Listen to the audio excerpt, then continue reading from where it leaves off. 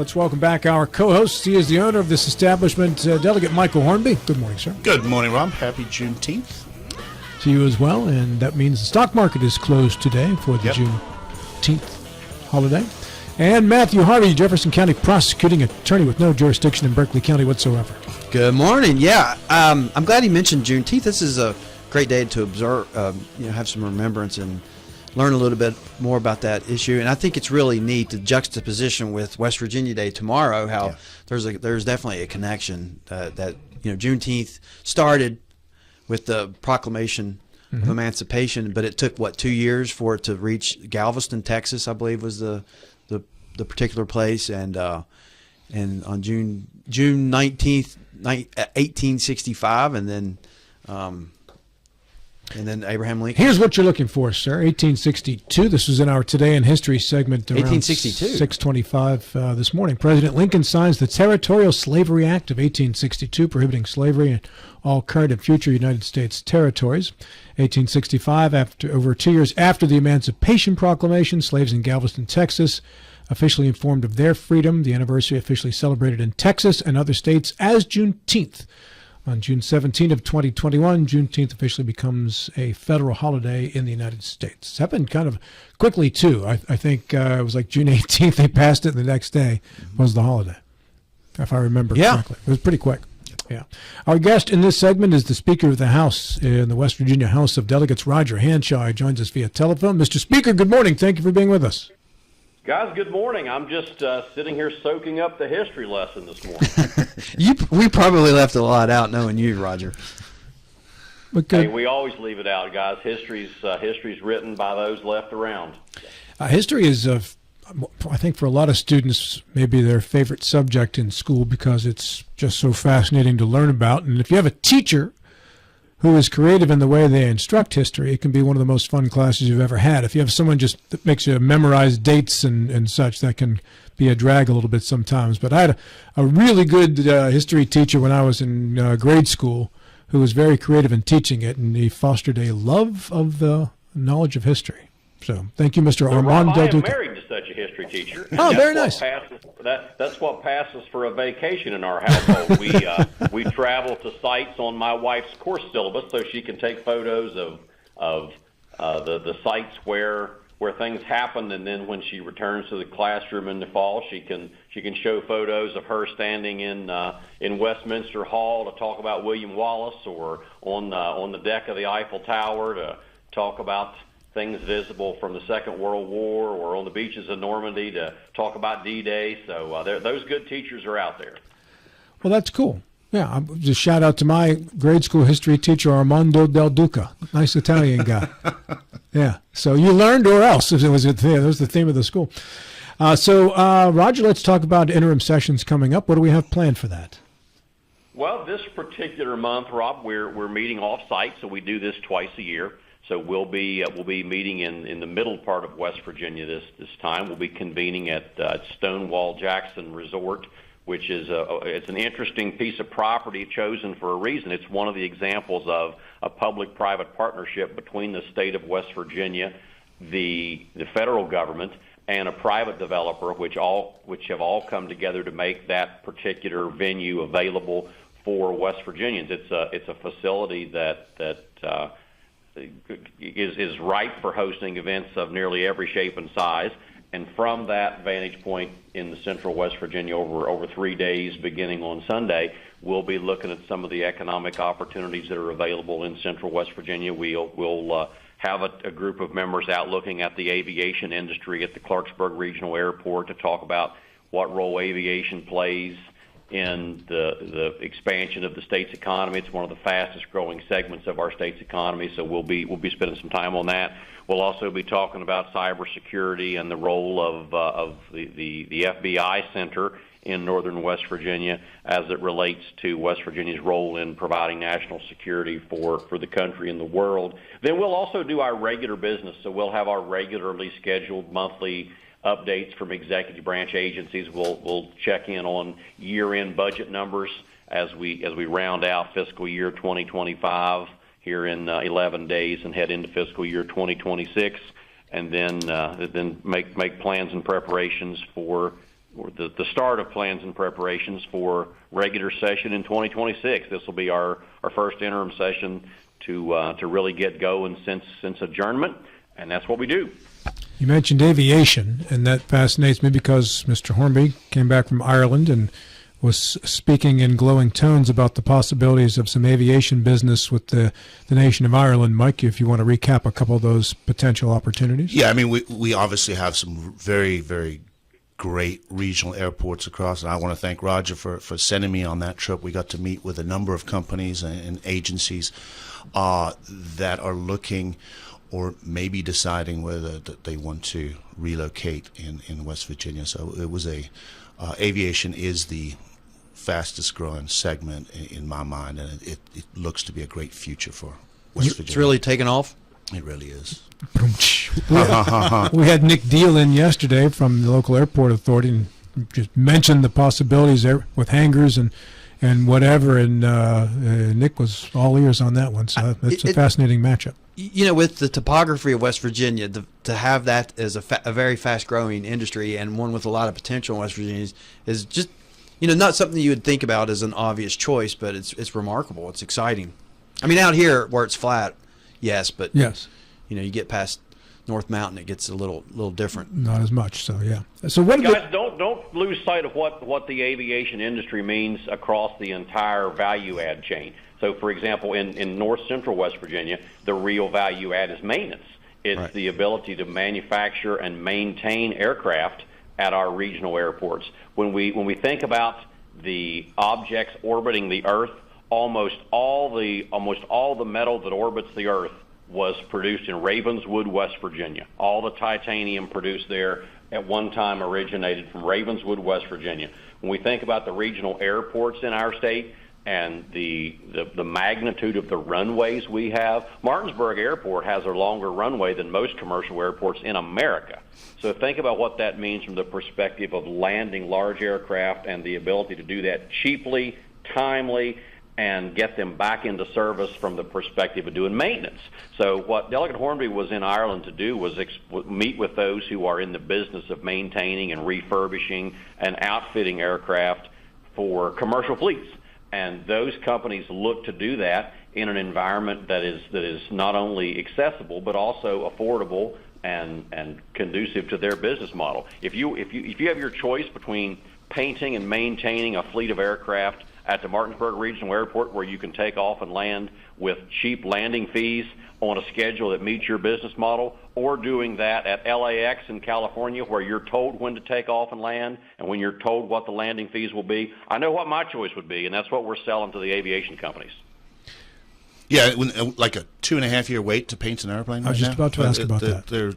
There's opportunity for us in many different aspects, and I think. What's the follow-up on this from the trip and going forward, Mike and Roger?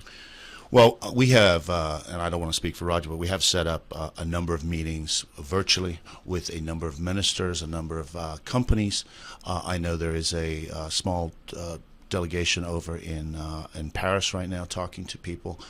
So it's the follow-up. It's maybe getting them out to do site visits, getting them out to visit West Virginia, show that West Virginia is a viable option for them. Yeah, Roger. Yeah, that's exactly right. So the first step is always building the relationship. The second step is making the business case, and that's what we're really good at. Once we get the initial introduction, Rob, making the business case actually turns out to be really easy, and that's where our local partners come into it in a big way. So our counties, our municipalities that often have a role in administering and maintaining our state's regional airports will be deeply involved in hosting delegations here in West Virginia from visiting companies that are looking to manufacture airplane parts, refurbish aircraft, paint aircraft, maintain it, perform maintenance on aircraft. All of those are extraordinarily good jobs. So think about what that means for our local economy.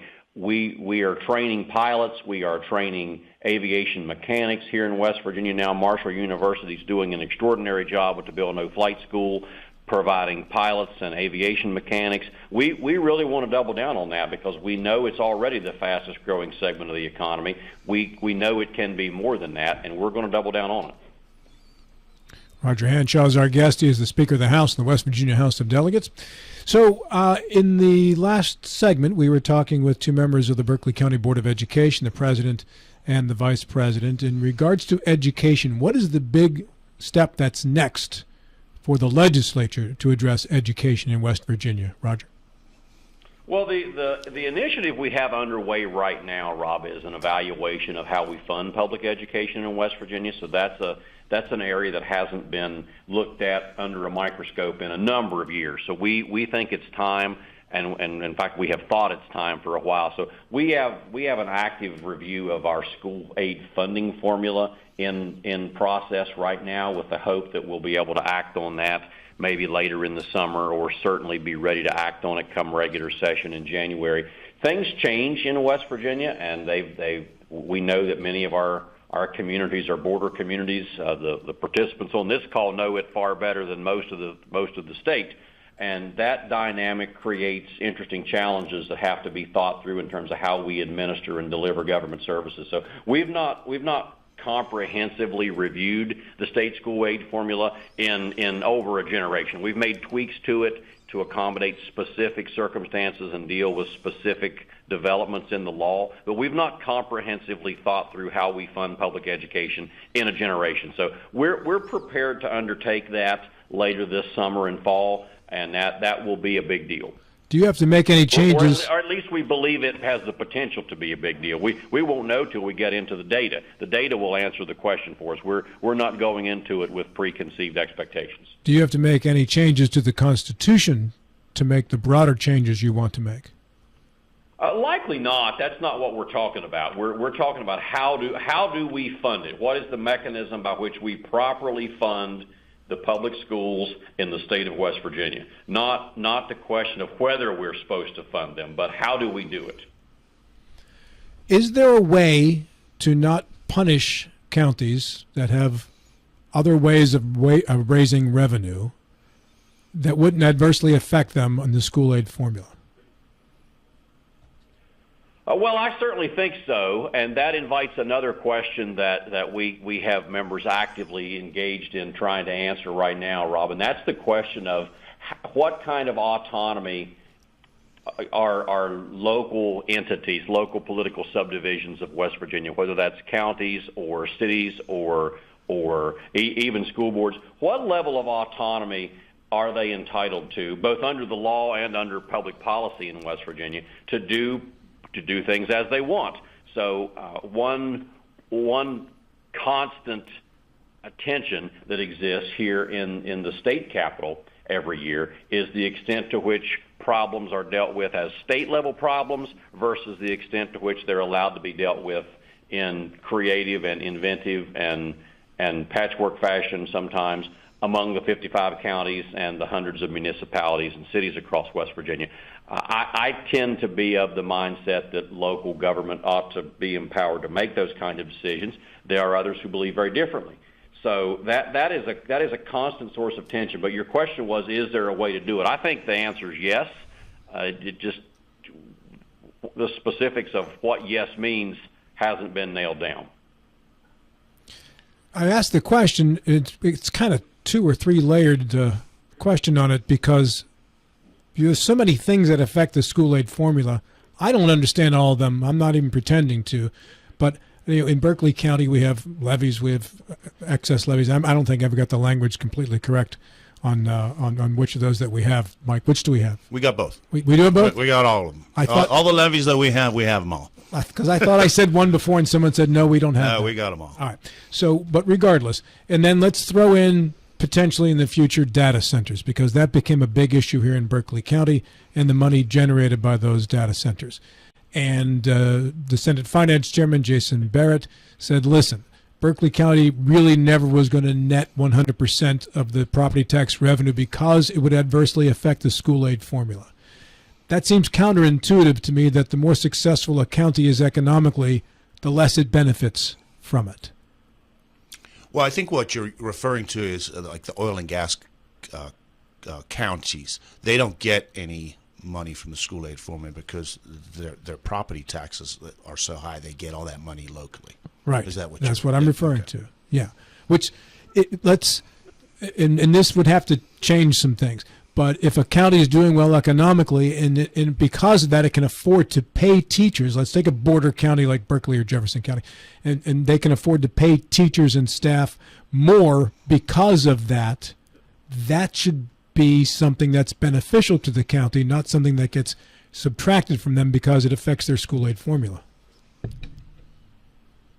Yes. Well, we've been here before, Rob. So don't think that this is a new phenomenon. So, for example, if we go back a few decades and think about a time when the economic situation in West Virginia was vastly different, we pretty quickly get to a place where the most prosperous counties in West Virginia were not the eastern Panhandle counties, but were in fact our southern coalfield counties. And Boone County, West Virginia, did exactly what you described. Boone County did so well from coal severance taxes and was riding the economic wave of the time to the point that they were able to offer a standard of living to the public school teachers and the employees of the public school system that substantially surpassed what was mandated as the minimums under state law.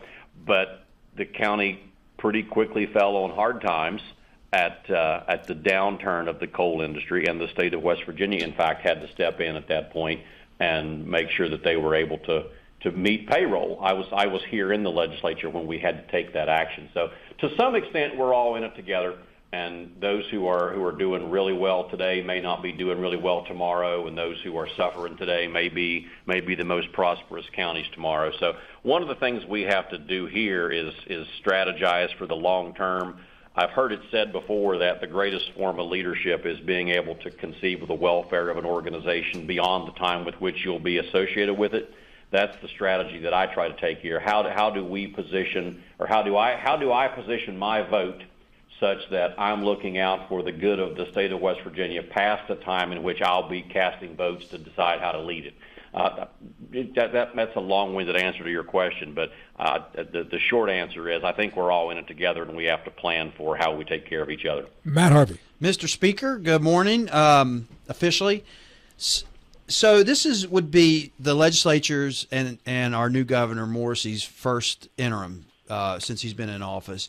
I'm just curious what kind of coordination that you and maybe President Smith have had with his office, and if there's an anticipated call from the governor to add some items of consideration at this interim.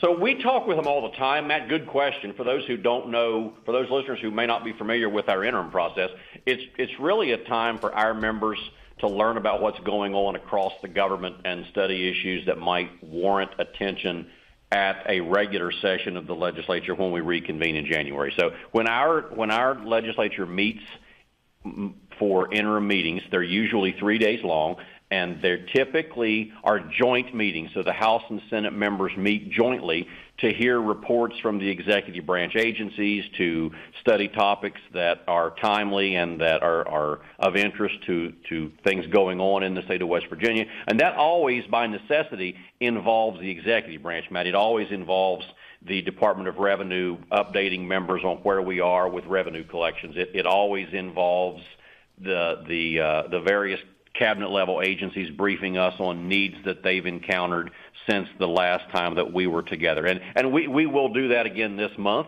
There will be executive branch agencies at our meetings at Stonewall on Sunday, Monday, and Tuesday. There'll be fewer of them just by design, because anytime we move our meetings outside the state capitol building, by necessity, we decrease the overall number of meetings so that we can do the kinds of study that we need to do in the local area. But we've met extensively. I've been in some of those meetings with the executive branch in preparation for our interim meetings later in the fall, about how we'll get the executive branch agencies and their representatives in front of our committees to talk about what they've seen, what they've learned during their first 6 months on the job, what they would like to see us do differently to, for example, empower them to make changes in the way they do business.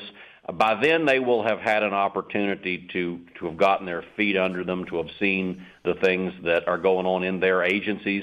It's hard to expect someone to step into a job and 30 days later come and give us a comprehensive overview of exactly what they think needs to be done. But by the time we meet again in September, we will expect that they've been able to do that, and they've been very receptive to that invitation. Roger, this is Mike.